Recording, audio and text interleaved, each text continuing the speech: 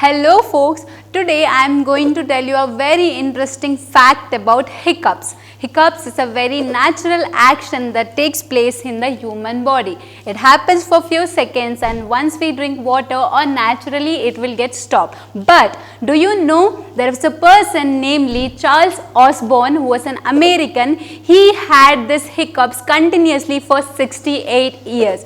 Can you imagine for how many times he had this hiccups in his lifetime? It was almost about 430 million times. According to the book of Guinness World Record, this has been the longest hiccup that has been ever recorded. So I hope you have liked this unbelievable fact. For more facts like this, do follow us. Thank you.